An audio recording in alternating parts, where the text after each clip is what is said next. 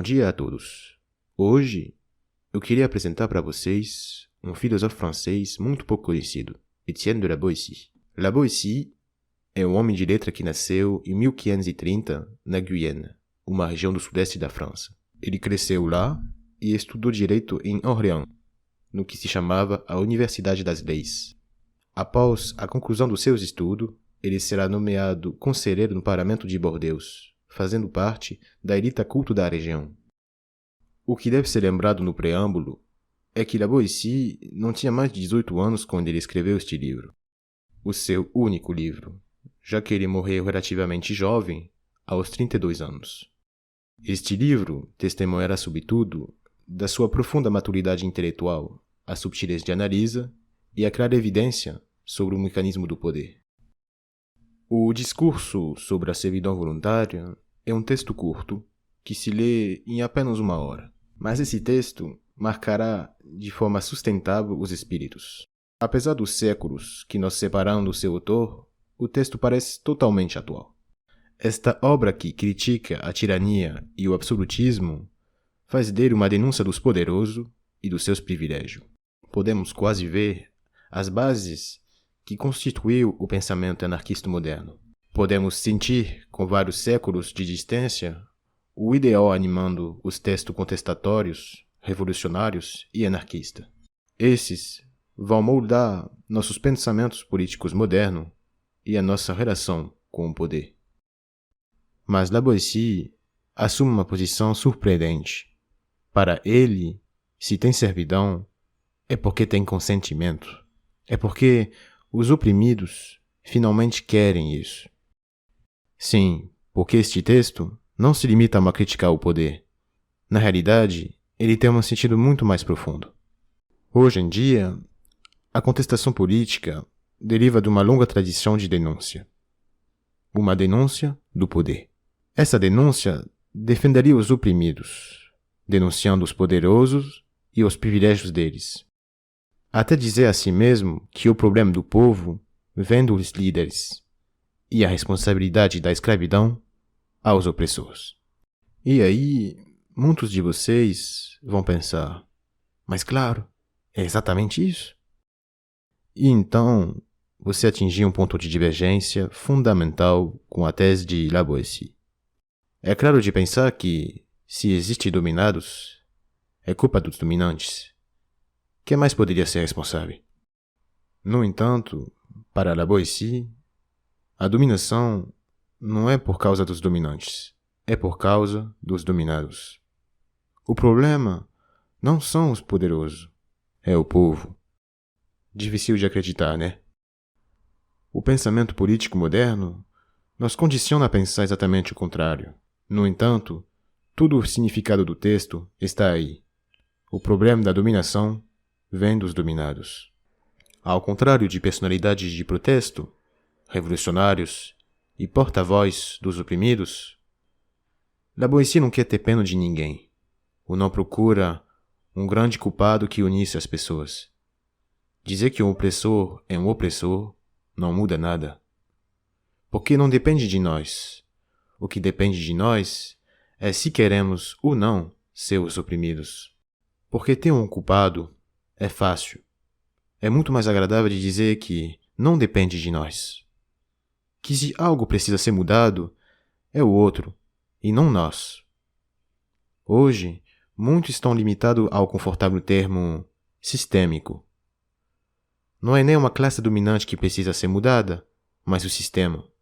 Se há alguém para culpar, é a sociedade. Mas é um desserviço ao povo de tirar toda a responsabilidade por sua situação. Isso o infantiliza, o torna dependente desse discurso, sem o qual ele pensa que não pode mais se virar sozinho. Será que é uma boa ideia de convencer o povo que ele não tem qualquer influência sobre a sua condição? É um favor que seja apenas atribuído a um culpado, quando a designação não terá qualquer importância, nenhuma influência sobre a situação? Negar tudo isso é negar o seu poder de autodeterminação, o que acaba por ser uma infantilização, uma desumanização. La Boétie não é um demagogo da vitimização. Ele preferiria que cada um, e sobretudo os oprimidos, assumisse a sua responsabilidade. Ele não está aqui apenas para dizer que os tirãos são mau. Ele está aqui para dizer que os tirãos são fortes e, portanto, mau graças a nós. Que sem nós, eles não são nada. Ele está aqui para dizer que se as vítimas estão, é porque querem. É necessário voltar ao próprio título do texto. Servidão voluntária. Parece um absurdo, um agradável simório. Se é escravo, é porque querem isso. Se abandonamos a nossa liberdade, é por interesse. Mas como que alguém poderia abdicar desta coisa tão preciosa como a liberdade? E por que razão? Há vários interesses. O primeiro é o interesse prático, o hábito, o costume. La Boétie considera que cada um de nós é educado para aceitar a obediência. Aceitamos a escravidão desde que estamos acostumados a ela desde a infância. Citando: a natureza do homem é ser livre e querer ser-lo, mas ele, facilmente, tem outra vontade com a educação. Aí é preciso estar vigilante. O costume é criticado pelo La Boétie porque serve finalmente ao poder. Obviamente, o costume é um bem precioso para a nossa sociedade, mas o aspecto radical de La Boétie em seus pensamentos é feito justamente para ir ao próprio sentido da palavra radical, ir à raiz. Porque se na escola nós, jovens alunos, sabíamos que era necessário respeitar e obedecer aos professores, é porque sem isso não teria sido possível ter um ambiente de trabalho propício à aprendizagem. Como um policial de uniforme liberta uma autoridade difícil de explicar de maneira simples. Essa autoridade é essencial para manter a ordem nas nossas ruas. Ao final, somos seres culturais e podemos ser levados a aceitar que nossas liberdades sejam restringidas se tivermos ser habituados, mas também porque com isso estamos a ganhar alguma coisa. Conhecimento e segurança para os dois exemplos que foram citados. Falar de hábito como principal fundamento da servidão é interessante. A maioria prefere dizer que é o medo que nos faz obedecer. O medo é um meio importante do poder para se fazer obedecer, é certo. Mas exige meios consideráveis. Meios que podem ser vistos em ditaduras militares, por exemplo, onde o medo é um motor essencial, mas onde também o exército é a engrenagem principal do país. Um exemplo fácil, mas extremamente significativo, seria a Coreia do Norte, uma ditadura comunista hereditária com um quarto da riqueza produzido pelo país que são doados anualmente ao exército, enquanto a maioria dos países do mundo distribui a seus militares apenas uma pequena porcentagem do produto interior. Outro ponto, de uma população de 25 milhões de habitantes, cerca de 10 milhões são reservistas. Este exemplo era óbvio. O medo sempre funcionou perfeitamente. Como dizia Maquiavel, aqueles que controlam o medo das pessoas tornam-se o senhor das suas almas. O segundo interesse para aceitar a opressão é o interesse psicológico. Desenhar o poder como única forma do nosso mal e se tornar de vítima da situação. Deixar de ter que assumir a responsabilidade da sua condição. Assim, já não é mais necessário fazer um esforço de autocrítica. Foi nomeado um responsável e o responsável está fora de alcance. Então, o que pode ser simplesmente incompetência, falta de vontade ou de coragem, acabou por se resumir ao nosso estatuto de vítima. Resumindo isso com a frase: a culpa não é minha. Além disso, isso pode dar acesso à atenção, apoio, compaixão. E a partir daí, pode ser perigoso. Já não pensamos no fato que podemos resolver a nossa situação sozinho e ficamos dependentes do nosso estatuto de vítimas, porque acabamos por depender da ajuda e do apoio que isso implica. O que, finalmente, e um pouco paradoxalmente, nos impede de sair dessa situação. E este princípio de dependência com o poder, que concede ajudas a todos os tipos de vítimas, mas é o poder que decide quanto e quando dar. E então, estas vítimas se contentam com quase nada e se acha vencedor quando ganha e pouco a pouco fica se acostumando a esta relação. Além da dependência óbvia, isso também cria uma infantilização, porque, individualmente, nós sentimos rapidamente impotente. Acabamos rapidamente por admitir que essa limitação das nossas liberdades depende apenas do poder, da sua boa vontade. Isso acaba por admitir a relação de força entre nós e o poder, mas, sobretudo, valida o seu domínio. Isso pode levar a gente a uma terceira possibilidade, que é o interesse filosófico ou intelectual. Porque ser oprimido dá uma legitimidade moral importante, porque fazemos parte do campo dos fracos e então do campo dos gentios, enquanto o poder é forte e então mau. É claro que o mundo é mais complicado do que isso, mas quando você é criado desde o seu nascimento com os filmes de Hollywood, acaba-se por acreditar nisso. Esses filmes com os bons, os fracos, que lutam contra um grande e forte vilão e que precisa ser os mais espertos e se unir para ganhar no final. Mas é só nesse tipo de filme que os bons ganham no fim. Mas criar essa dicotomia entre o bem e o mal, entre o fraco, que só pode ser bom, e o forte, que só pode ser mal, resumindo os oprimidos em um ser fraco e criar toda essa narração depois, que o bom é fraco e por isso temos que proteger ele, temos que ter compaixão, temos que ter pena dele. Mas o poder não tem compaixão. Na verdade, ele não pode ter, porque se ele tem, ele já não é mais o poder. E é precisamente porque o fraco é fraco que o forte é forte contra ele. E então, dizer que a força está errada e que a fraqueza está bem, isso apenas encerra o fraco na sua fraqueza e não ajuda para sair deste domínio. Mas, de qualquer forma, as comparações são complicadas. La Boétie vivia num reino no século XVI. A força pode ter sido um jeito importante para o poder, mas hoje não é. Vocês poderiam pensar que hoje é democracia, e democracia é diferente. É diferente, sim. É só bem mais sutil. Finalmente, é melhor ser coagido suavemente.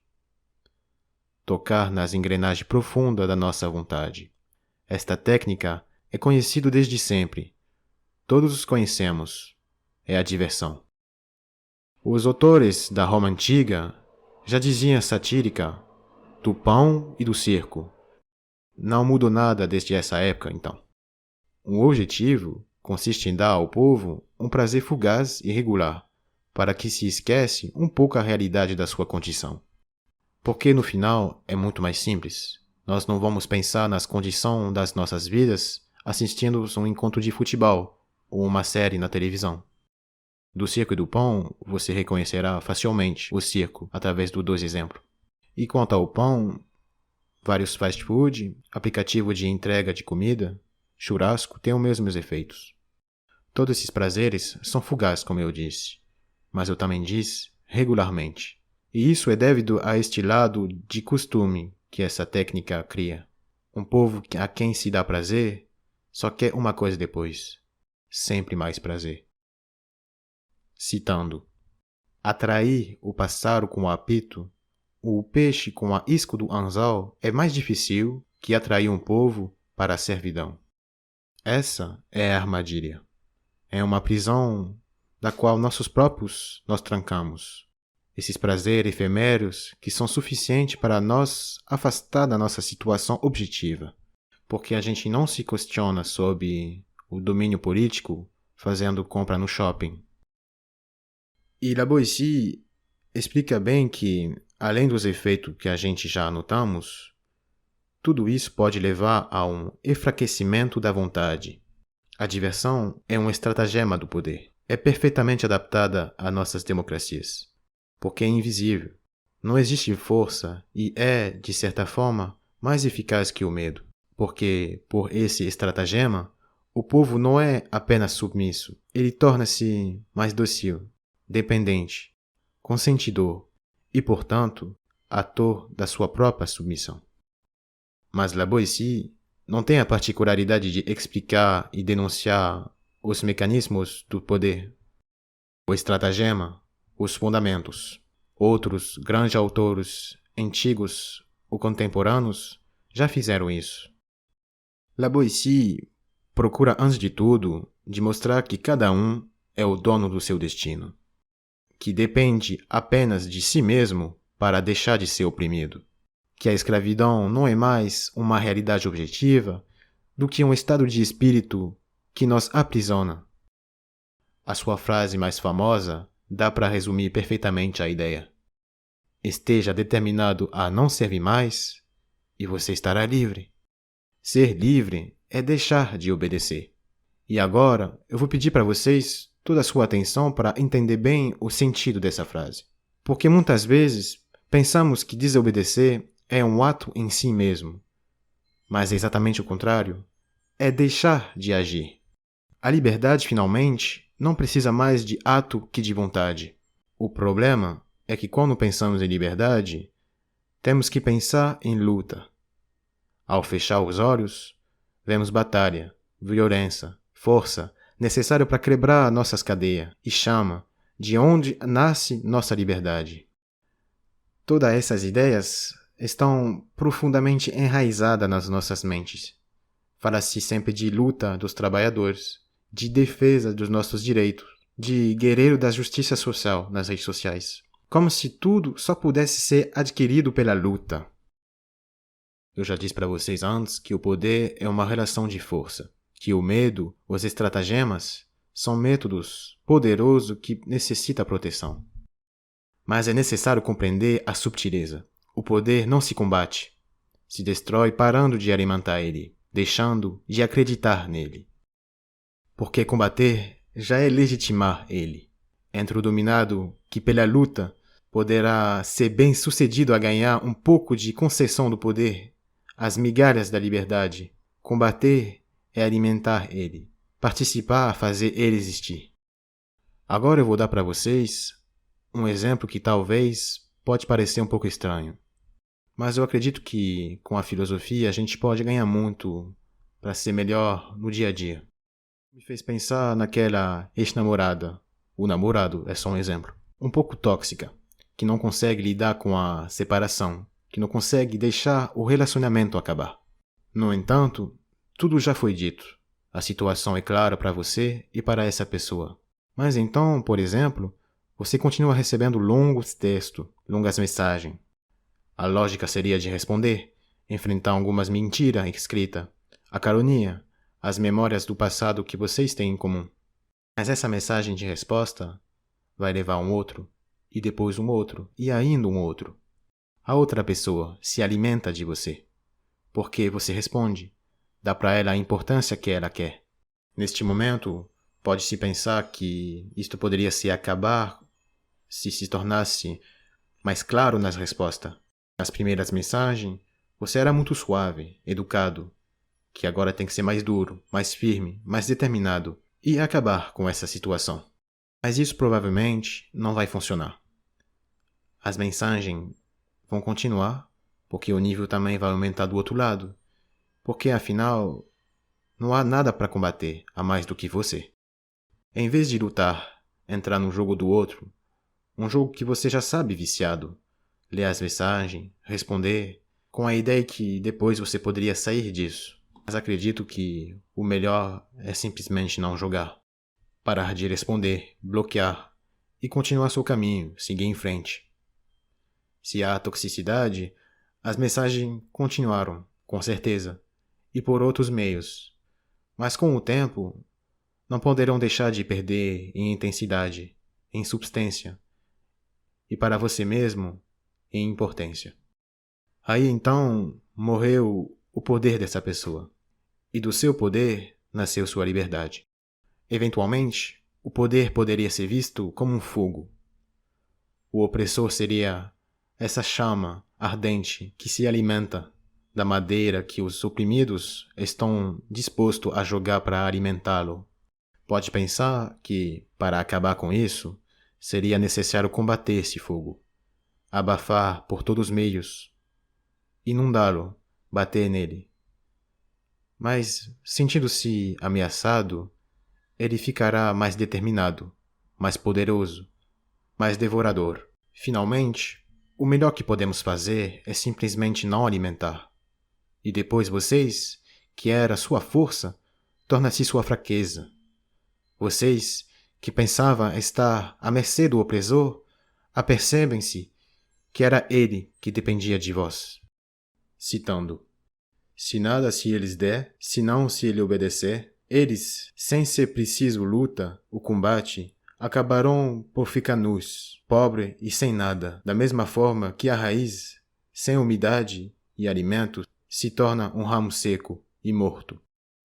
O que Laboessi defende é que o povo, os oprimidos, se lembre da sua própria força. Mas eu não estou falando de força como algo agressivo, mas de força apenas como determinação, como firmeza na alma. Força para dizer não. Não para se brigar, gritar, lutar, ou ainda para se sentir obrigado a argumentar, apenas para dizer não. Para isso, é necessário ser realista, parar de seguir todos os ideais criados como caminhos labirínticos, onde só podemos imaginar e esperar o modelo político perfeito. Mas como o modelo atual, que é de vitimização excessiva, de reclamação, de reivindicação, podemos estar certo do que isso não será a nossa liberação. Porque, de toda maneira, a realidade nunca será ideal, e o ideal nunca será uma realidade. É melhor tomar a realidade como ela é, tentar mudar ela, parar de reclamar o poder de ser o poder. Porque o domínio, a submissão não são o resultado do poder, é o seu fundamento. A liberdade não se encontra, sem dúvida, nos ideais, nos conceitos políticos, mas simplesmente em nós. Agora eu vou acabar esse vídeo fazendo para vocês uma última citação. Enquanto vós definhas, ele vai ficando mais forte, para mais facilmente poder rerefer vós. E de todas as ditas indignidade que os próprios bichos, se a sentisse, não suportariam, de todas podeis libertar-vos, se tentardes não digo libertar-vos, mas apenas querer fazê-lo. Voilà, este vídeo já está terminando. Convido você a comentar, isso vai me ajudar muito a me melhorar. Este canal não vai falar apenas de filosofia, muitos assuntos serão abordados e eu espero surpreender vocês. Então convido vocês a curtir e a já me seguir para não perder nada.